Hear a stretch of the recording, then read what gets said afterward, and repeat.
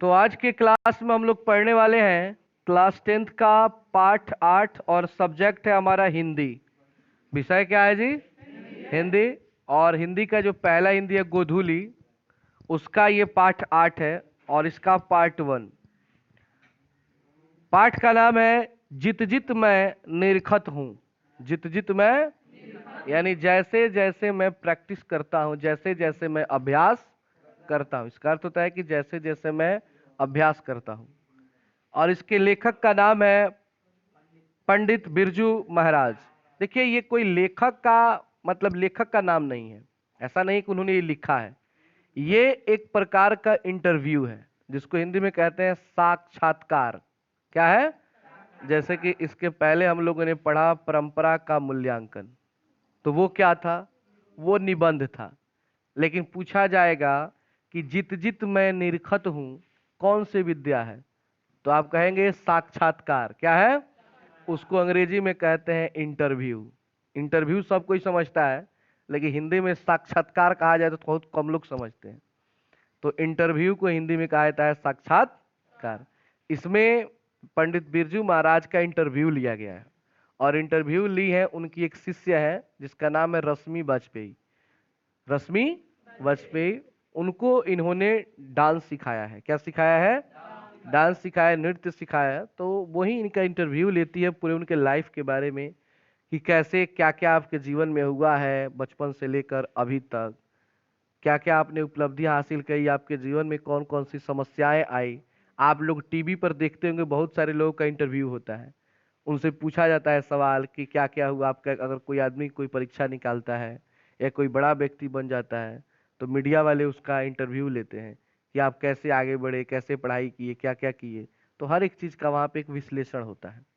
उसी तरह पंडित बिरजू महाराज का भी यहाँ पे वर्णन किया गया है और उनका जो इंटरव्यू लेती हैं वो है रश्मि वाजपेयी। ठीक है ना? तो चलिए शुरू करते हैं पाठ को। यहाँ पे आप एक फिगर देख सकते हैं, ये पंडित बिरजू महाराज जी हैं जिनका इंटरव्यू लिया गया है। शुरू करते हैं। आज कला प्रेमी जन साधारण तथा नृत्य रसिकों के बीच कथक और बिरजू महाराज एक दूसरे के पर्यायवाची से बन गए हैं। यहाँ पे कहा जा रहा है कि कला प्रेमी, कला प्रेमी का अर्थ होता है किसी भी प्रकार की कोई भी कला है उससे जो लगाव होता है, जिन व्यक्ति को, उनको कला प्रेमी कहा जाता है। हर व्यक्ति को अलग अलग क्षेत्र में अपना लगाव होता है। किसी को क्रिकेट से लगाव है, किसी को संगीत से लगाव है, किसी को पढ़ाई लिखाई से लगाव है। हर व्यक्ति का अपना अपना एक कला होता है। जनसाधारण और नृत्य रसिकों के बीच कथक और बिरजू महाराज, यहाँ पे बड़ा ही अच्छा लाइन है कि जहां पे बात बिरजू महाराज की आ जाए और वहां पे कथक की बात ना, ऐसा हो ही नहीं सकता है। कथक एक प्रकार का नृत्य है। कथक एक प्रकार का क्या है जी? नृत्य है। जैसे कहा जाता है कि जहां पे सत्य और अहिंसा की बात आए और गांधी जी की बात ना आए, उसी तरह कथक की बात आए और बिरजू महाराज की बात ना, ऐसा हो ही नहीं सकता है। ये दोनों एक दूसरे के पर्यायवाची शब्द बन गए हैं। पर्यायवाची शब्द का अर्थ होता है कि दोनों का अर्थ एक हो गया है। दोनों का अर्थ क्या हो गया है? एक हो गया है। महाराज की अथक साधना, अथक साधना मतलब बिना थके हुए साधना करना। साधना मतलब होता है प्रैक्टिस करना। एकांत निष्ठा और कल्पनाशील सृजनात्मकता के संयोग से ही यह संभव हो सका है। यानी उन्होंने अपने जीवन में बिना थके बहुत सारी प्रैक्टिस की, एकांत निष्ठा, एकाग्र होकर अपने मन को शांत करके, और एक कल्पनाशील सृजनात्मकता यानी कि नए चीजों की खोज उन्होंने की अपनी कल्पना के आधार पर, और वो था कथक। क्या था? कथक। कथक के व्याकरण और कौशल को उन्होंने सार्थक सौंदर्य बोध और काव्य दिया है। वे कथक के लालित्य के कवि हैं। परंपरा की प्रामाणिकता की रक्षा करते हुए उन्होंने सृजनात्मक साहस के साथ कथक का अनेक कई दिशाओं में विस्तार दिया है तथा यह सिद्ध किया है कि शास्त्रीय कला जड़ या स्थिर नहीं है, उसमें एक निरंतर गतिशीलता और समकालीनता बरकरार है। उन्होंने बताया कि कोई भी कला हो वो कभी रुकती नहीं है। ऐसा नहीं कि आज मैंने जो बता दिया ये कला वहीं पे रुक जाएगी। आने वाला समय जो होगा इससे भी नई नई जानकारी आएंगी, लोग नए नए आएंगे और इसमें भी नई नई चीजों की खोज करेंगे, क्योंकि कला कभी रुकती नहीं है, वो हमेशा आगे बढ़ती रहती है। अब शुरू होता है। लखनऊ घराने के वंशज और 7वीं पीढ़ी के इस कलाकार में मानो सातों पीढ़ियों का सौंदर्य केंद्रीय भूत हो गया है। यानी कि लखनऊ के रहने वाले हैं। कहाँ के रहने वाले हैं? लखनऊ के। और ये अपने पीढ़ी के, मतलब अपने खानदान के कौवीं पीढ़ी के हैं? सातवें पीढ़ी के। तो यहाँ पे बताया जा रहा है कि ऐसा लगता है कि सातों पीढ़ी का जो गुण था, सबका गुण मिलाकर अकेले इनमें भर दिया गया है। सौम्य, हंसमुख, मिलनसार व्यक्तित्व और सहज निष्कपट, लगभग बच्चे का भोलापन लिए बिरजू महाराज को देखकर इनकी महान प्रतिभा का अंदाज लगाना कठिन है। यानी आप जब बिरजू महाराज को देख लें तो आपको नहीं लगेगा कि इतने महान व्यक्ति हैं, इतने बड़े व्यक्ति हैं। देखने में एकदम नॉर्मल इंसान, चेहरे पे हंसी रहता है, सबसे मिलजुल कर रहने वाले व्यक्ति हैं। उनके मन में किसी भी प्रकार का कोई छल कपट नहीं होता है। किंतु बात करते करते उनका न जाने कहाँ खो जाना, उंगलियों का निरंतर गिनती में उलझे रहना और अचानक चेहरे पर नितांत शून्य भाव बेचैन करने वाला होता है। यानी कि देखिए क्या होता है ना, कि जिस क्षेत्र से जो व्यक्ति जुड़ा होता है उसका दिमाग उसी में हमेशा काम करता है। जैसे ये है डांसर, तो ये डांसर है तो इनका माइंड हमेशा नए नए डिजाइन के डांसर पर दिमाग चलता होगा। तो यहाँ पे कहा जा रहा है कि उंगलियों का चलना। देखिए तबला बजाने वाले लोग होते हैं, चाहे हारमोनिया कुछ भी बजाने, उनका उंगली अगर कहीं भी गीत बजना शुरू हो जाए तो उंगली ऑटोमेटिक चलना शुरू हो जाता है उसके धुन पर। वो प्रैक्टिस की चीजें होती है। तो ये भी डांस है, तो ये भी बैठे बैठे रहते हैं तो डांस के बारे में सोचना शुरू कर देते हैं। अचानक कुछ कौंधता सा है उनकी आंखों में और फिर वही फुसलाती सी सरल मुस्कुराहट, दोहरा बदन, मझोला कद के हल्के दाग और बड़ी आंखों वाला ढीला ढाला व्यक्ति मंच पर एकदम और ही हो जाता है। गजब का लोच। लोच समझते हैं आप लोग? लोच मतलब होता है लचीलापन।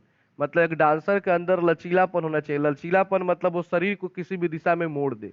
आप लोग देखते हैं टीवी पर जो बच्चे जो सब डांस करते हैं, डांस इंडिया डांस, चाहे कई गो आता है डांस वाला प्रोग्राम, उसमें देखते हैं ना छोटे छोटे बच्चे होते हैं कैसे कैसे डांस कर देते हैं, पूरे शरीर को मोड़ देते हैं किसी दिशा में। तो वो उसको लोच बोलते हैं। क्या बोलते हैं? लोच बोलते हैं। फुर्ती और हल्कापन, फुर्ती और हल्कापन। कथक नृत्य का सौंदर्य मानो मूर्तिमान उठा हो। यानी कि जब ये कथक का डांस करते हैं तो लगता है कोई मूर्ति है। क्या है? मूर्ति है।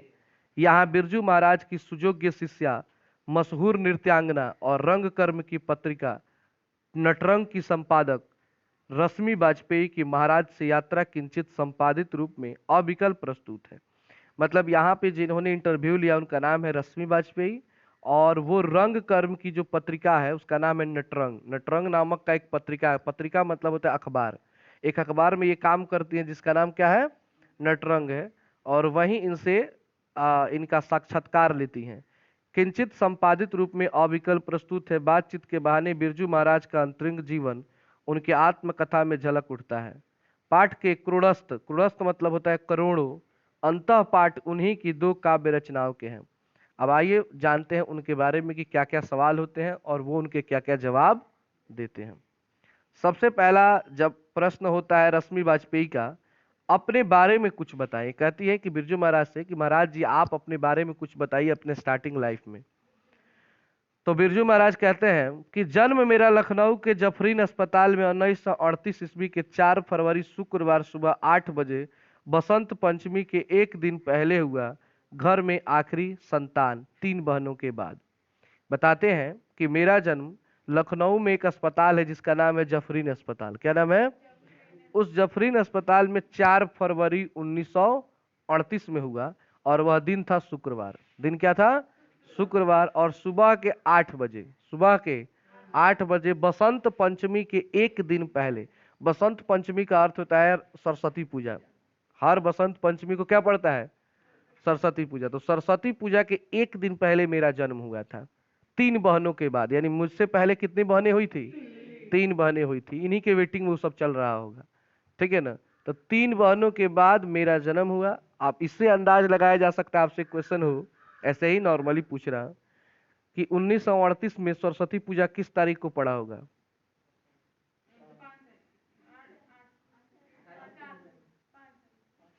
5 फरवरी को। कब?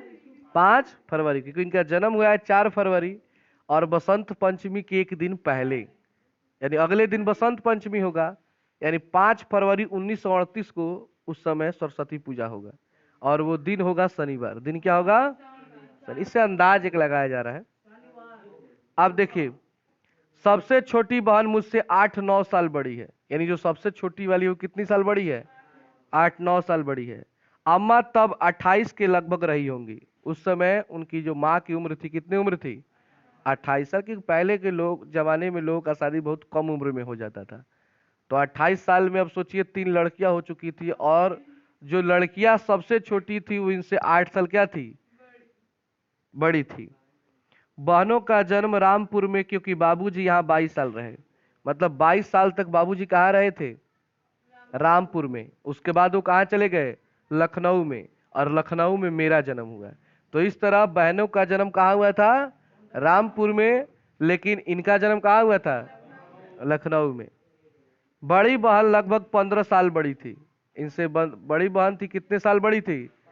अब अंदाज आप लोग लगा लीजिए कि माँ 28 साल की है, बड़ी बहन 15 साल बड़ी है, तो 28 से 15 घटा दीजिए तो कितना बचा? 13। यानी उनकी माँ की शादी 10 से 11 साल की उम्र में हुआ होगा, तभी तो वो 15 साल। तो पहले 10-11 साल ज्यादा हो गया। 6 साल 7 साल 8 साल में शादी हो जाता था, और 2-4 साल के बाद उसकी विदाई कर दी जाती थी। उस समय बाबूजी रायगढ़ आदि राजाओं के यहाँ भी गए। पहले के जमाने में क्या होते थे? राजा लोग होते थे। आजादी के टाइम में भी राजा लोग थे, ऐसा नहीं था, बट उन लोगों का वर्चस्व तो नहीं था, लेकिन फिर भी अपना अपना छोटे छोटे जगह पे धनी मनी लोग थे। तो वे लोग, मतलब पहले के जमाने में ऐसा थोड़े ना था गाना वाना सुनने के लिए कोई म्यूजिक प्लेयर चाहे कुछ बना था, बस यही संगीत उंगीत लोग सुनते थे।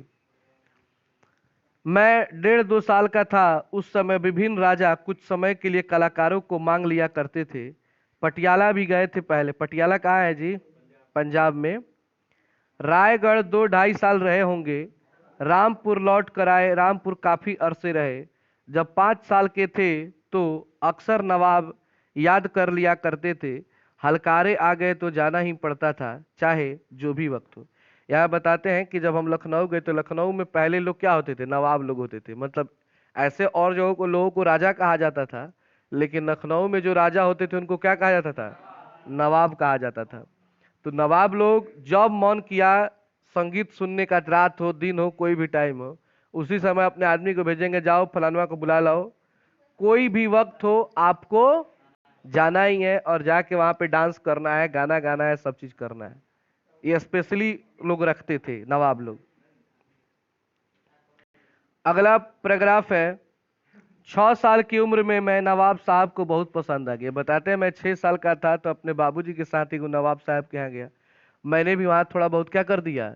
डांस कर दिया, क्योंकि होता है ना कि व्यक्ति में अपने पिछली पीढ़ी का गुण आता ही है। तो डांस कर दिया। अब मेरा डांस उस नवाब साहब को क्या आ गया? पसंद आ गया। मैं नाचता था, जाकर पीछे पैर मोड़कर बैठना पड़ता था। पीछे पैर मोड़कर बैठना समझते हैं? मतलब घुटने पर बैठना होता था, क्योंकि राजा के सामने आप सीधा खड़ा नहीं हो सकते हैं।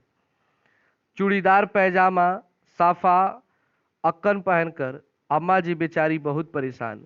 उन्होंने हमारे तनख्वाह भी बांध दी थी। अब जो नवाब थे उन्होंने इनका तनख्वाह भी बांध दिया कि इतना महीना पे आप काम कीजिए और लड़के को लेके आना है, डांस करेगा ये।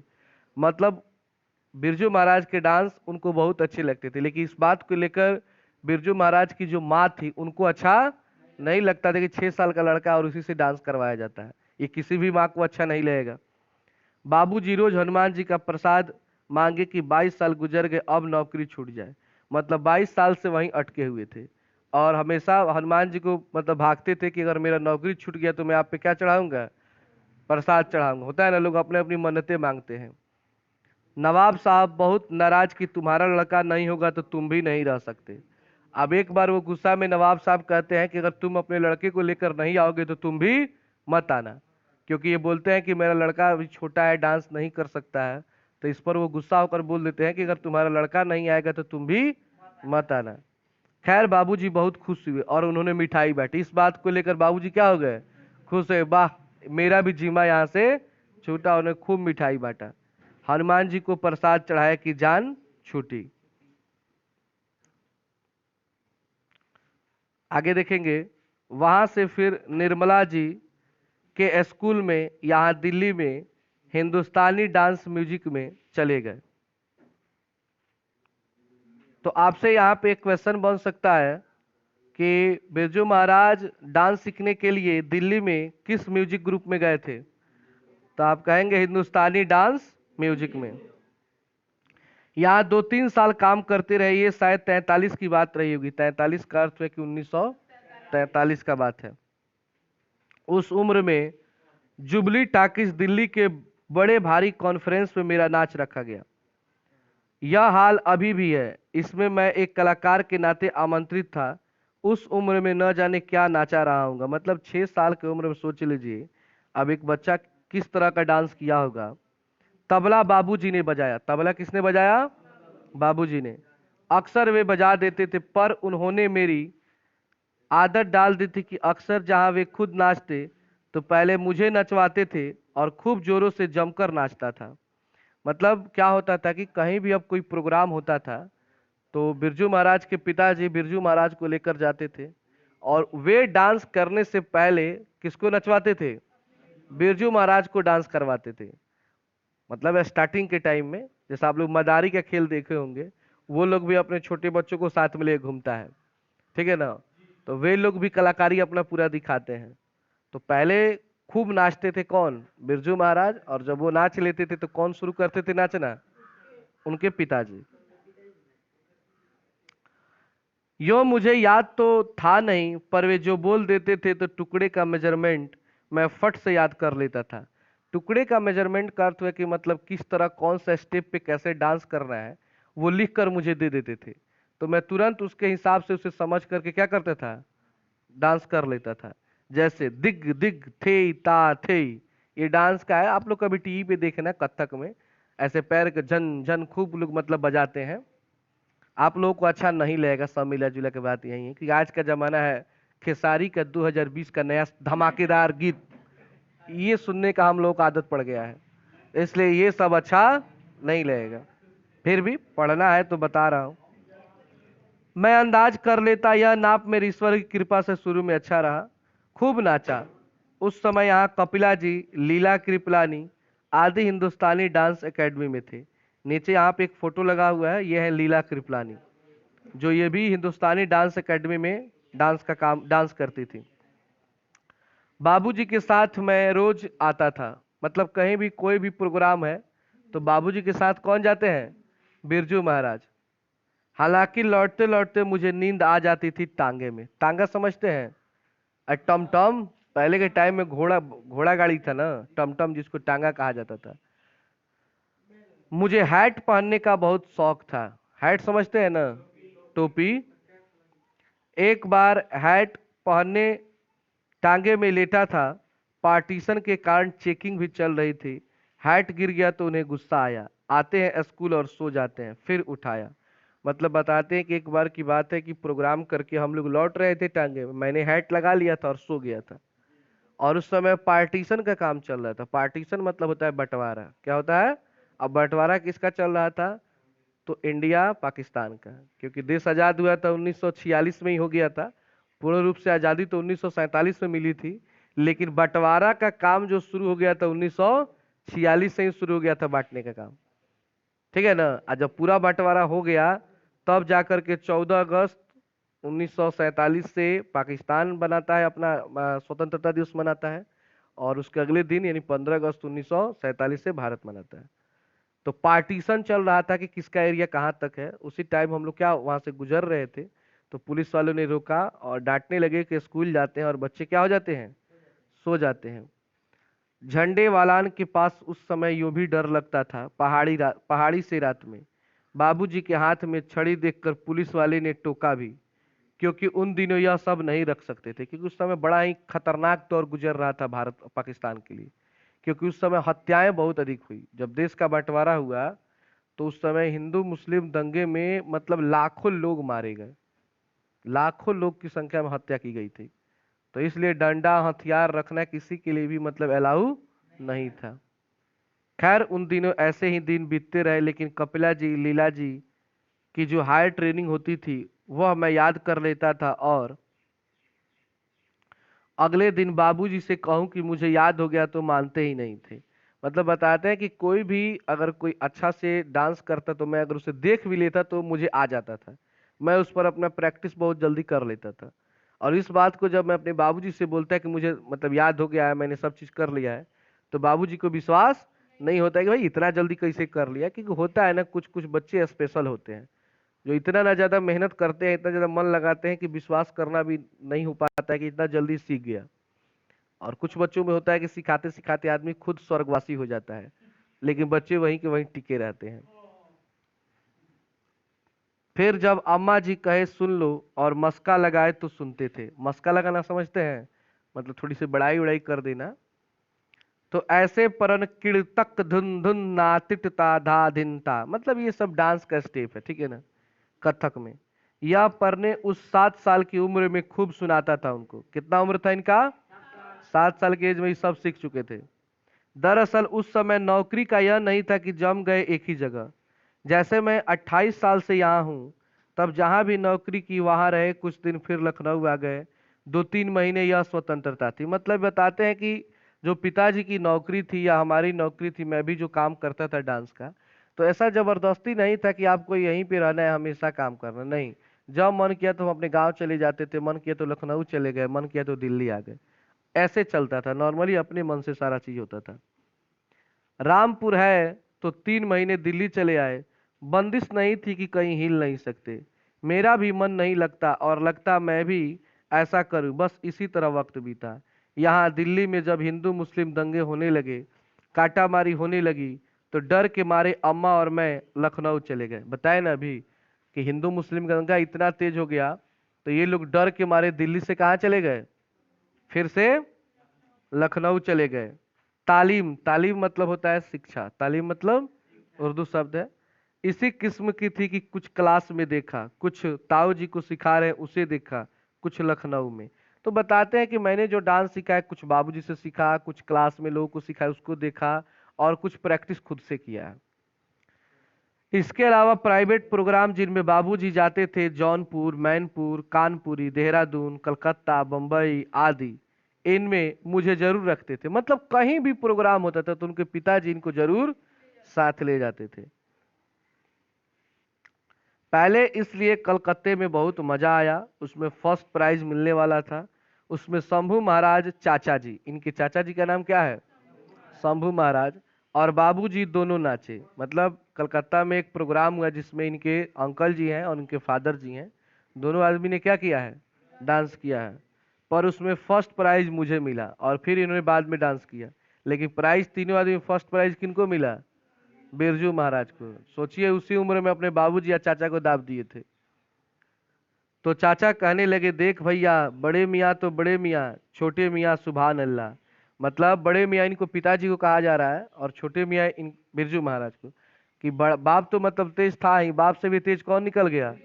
बेटा निकल गया। और मैं बहुत खुश। चैन और मेडल वगैरह मुझे मिला। अब जाहिर सी बात है, किसी को भी प्राइज मिलता है तो अच्छा ही लगता है। उस समय मैं 8 साढ़े 8 साल का था। समझ लीजिए कि 9 साढ़े 9 साल के भीतर ही सब तमाशे हो गए मेरे जिंदगी के। हाँ, मैं ऑमलेट नहीं खाता था, चाचा जी खाते थे। बताते हैं कि मैं ऑमलेट नहीं खाता था। कौन खाते थे? चाचा जी खाते थे। नीचे देख सकते हैं, ये ऑमलेट है, मन करे तो खा लीजिए। तो कहे, अबे दाल का चिल्ला खाएगा? अब जब अंडा कहकर पूछे तो नहीं खाता था, पर जब मूंग की दाल का कहे तो बड़े मजे से खा लेता था। तो शंभू महाराज शुरू से ही बड़े शौकीन तबीयत के थे। तो ये बताते हैं कि मैं ऑमलेट तो नहीं खाता था, तो चाचा जी क्या करते, कहते थे दाल खाएगा, और दाल के रूप में मुझे क्या करते थे? खिला देते थे। लच्छू महाराज शुरू से ही बड़े अप टू डेट रहते थे। ये शायद 28-30 साल के थे तब से गए हैं कलकत्ते न्यू थिएटर्स कंपनी में। 40 साल कलकत्ते और बम्बई मिलाकर फिल्म में भी थे। मतलब कितने साल तक ही रहे हैं फिल्म जगत में? लगभग 40 साल तक। तो आज के लिए इतना ही, बाकी हम लोग कल पढ़ेंगे।